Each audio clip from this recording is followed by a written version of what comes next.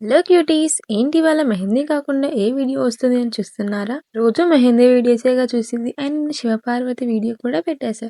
So ఇవాళ కాసేపు కబుర్లు చెప్పుకుందాం రండి. ఇన్ 10K ఫాలోవర్స్ ఇన్ 365 డేస్‌లో డే 34 అనమాట. ఒక చిన్న వ్లాగ్ ట్రై చేశా. అందరికీ హ్యాపీ శివరాత్రి అండి. ఇంట్లో పని చేయడానికి చాలా బద్ధకం మనకి. బద్ధకిస్తే అనే పేరు కూడా వచ్చిందండోయ్! కానీ ఇవాళ మార్నింగే లేచి అన్ని పనులు నేనే చేయాల్సి వచ్చింది. చెప్పానుగా ఆ మహాదేవునికి తెలియకుండానే ఎక్కువ దగ్గరైపోతున్నా. మార్నింగే లేచి అన్ని పనులు కంప్లీట్ చేసుకుని మహాదేవునికి దీపం పెట్టి స్టార్ట్ అయింది నా జాగారం. ఇంట్లో దీపం పెట్టుకుని అభిషేకం చేసి భజన చేసేసరికి ఒక 10:30 వరకలా అయిపోయింది. ఒక టెంపుల్ కాస్త ఎన్ని టెంపుల్స్ అయ్యాయో మీరే చూడండి. సో ఫస్ట్ మేమైతే ఆంజనేయ స్వామి టెంపుల్‌కి వెళ్ళాం. అక్కడే కృష్ణుడు కూడా ఉన్నాడు. అలా వాళ్ళిద్దరిని దర్శనం చేసుకొని అక్కడి నుంచి రేగుత్తులో ఉన్న అమృతేశ్వర ఆలయంకి వెళ్ళాం. ఇక్కడికి చాలా మంది భక్తులు వచ్చారు. అందరూ భజన చేస్తూ ఇక్కడే శివపార్వతుల కళ్యాణం కూడా చేశారు.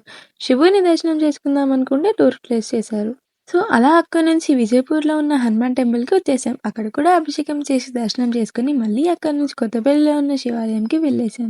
ఎక్కువ హడావిడి లేకుండా చాలా ప్రశాంతంగా దర్శనం చేసుకున్నాం. అక్కడి నుంచి కొత్తపల్లిలో ఉన్న హనుమాన్ టెంపుల్‌కి వెళ్ళాం. నేనైతే ఇదే ఫస్ట్ టైం ఈ టెంపుల్‌కి రావడం. చాలా అనిపించింది.